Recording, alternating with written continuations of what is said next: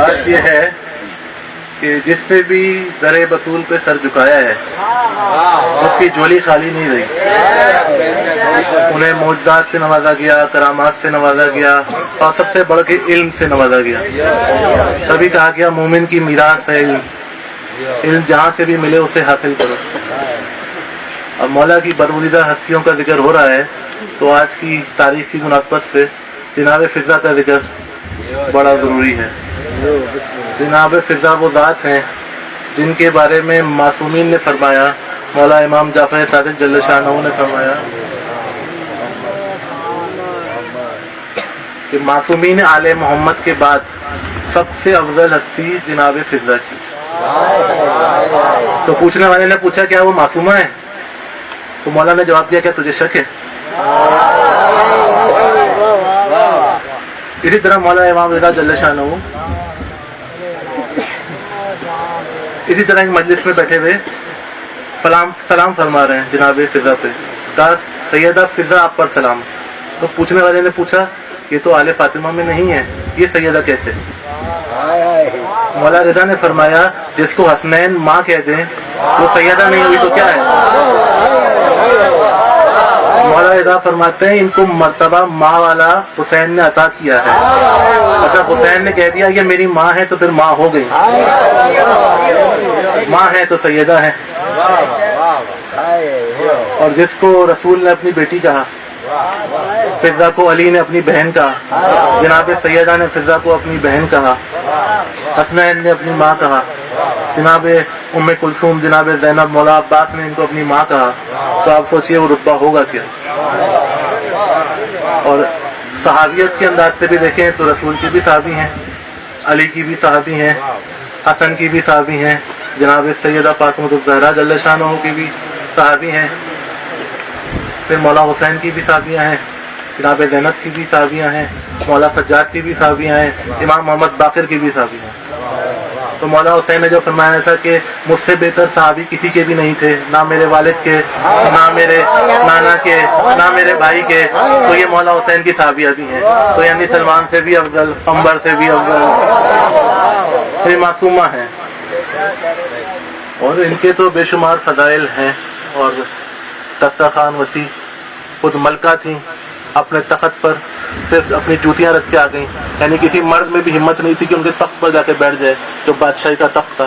اپنی جوتیاں رکھ دی کہ قیامت تک یہاں جوتیاں پڑی رہیں گی، فضا کی جگہ کوئی نہیں لے سکتا.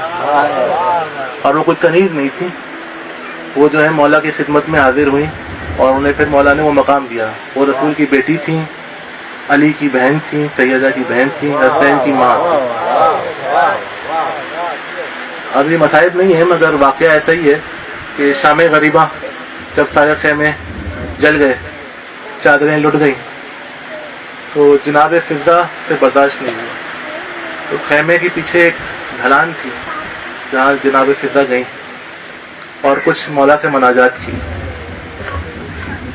پھر مناجات کے بعد لکھنے والے لکھتے ہیں کہ مائدہ اترا آسمان. مائدہ وہ جنت کا کھانا ہوتا ہے اور وہ مشروب ہوتا ہے جو صرف معصومین کھا اور پی سکتے ہیں، یا وہ کھائیں جو معصوم جن کو اجازت دے. تو مائدہ اترا جناب فضا کے حکم پر، اور ایک شیر اترا جس کا نام تھا ابو الحارث. آج بھی جو لوگ کربلا گئے ہیں، اسلم گیا ہے کربلا، دیکھا ہوگا جناب فضا کے شیر کا مقام موجود ہے.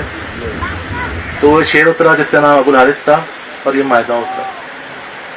تو شیر آیا، جناب فضا کے قدموں پہ سجدہ کیا، فرمایا حکم کریں بی بی، آپ حکم کریں تو ابھی یہ یزیدی فوج کو تہس نہس کر دوں. پلک چپکنے کا کام ہے میرے لیے اس کو تہس نہس کرنا. تو جناب فضا نے فرمایا میں تو یہی چاہتی ہوں کہ انہیں تہس نہس کر دوں، مگر مصلحت حسینی یہ نہیں ہے، مصلحت حسینی نہیں ہے. تم بس ہمارے ساتھ ساتھ رہو اور جہاں مجھے تمہاری ضرورت پڑے گی وہاں میں تمہارا استعمال کروں گا. بی بی مائدے کو لیا اور مائدے کو لے کے جناب زینب کی خدمت میں آئی. جناب زینب نے فرمایا اماں آپ سے ہماری غربت برداشت نہیں ہوئی. تو جناب فضا نے فرمایا دیکھیں آپ آل محمد ہیں، کریم ہیں، مگر آپ کے خانوادے کے ساتھ اور لوگ بھی موجود ہیں، اور بچے ہیں، خواتین ہیں، انہیں کھانے کی بھی ضرورت پڑے گی، پینے کی بھی ضرورت پڑے گی. تو ان کے لیے میں نے یہ مائدہ آسمان سے منگایا ہے، یہ جنتی پکوان میں نے آسمان سے منگائے ہیں. اور آج تک آپ نے مجھے ماں کہا اور میں نے ہمیشہ منع کیا کہ مجھے ماں نہ کہا کرے، میں آپ کی قریب ہوں، مگر آج میں ماں بن کے ایک حق جتا رہی ہوں کہ جو یہ معاہدہ آیا ہے اسے تقسیم کر لیں اور ہمیں اجازت دیں کہ ہم سب میں یہ تقسیم کریں اور سب کھائیں۔ تو یہ جو روایت ہے کہ جناب شام غریبہ پہ حر کی زوجہ حاضری لائیں، یہ روایت غلط ہے، کیونکہ حر کی زوجہ وہاں موجود نہیں تھی، نہ کوئی حر کی ماں وہاں موجود تھی جناب حر کی، کیونکہ جناب حر کی زوجہ تب تک انتقال کر رہی تھی۔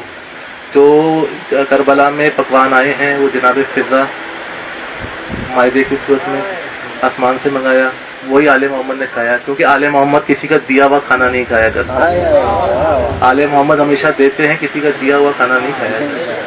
تو یہ کہنا کہ فلانے نے دے دیا اور فلانے نے نیاز کر دیا، ایسا کچھ نہیں تھا۔ یہ جناب فضہ نے مائدہ منگایا، تمام آل محمد نے کوفہ میں بھی وہی کھایا اور شام میں بھی وہی کھایا، اور اس کی خاصیت یہ تھی کہ لوگ اسے دیکھ سکتے تھے مگر کھا نہیں سکتے تھے جب تک معصومین اس کی اجازت نہ دیں۔ تو یہ سلسلہ رہا۔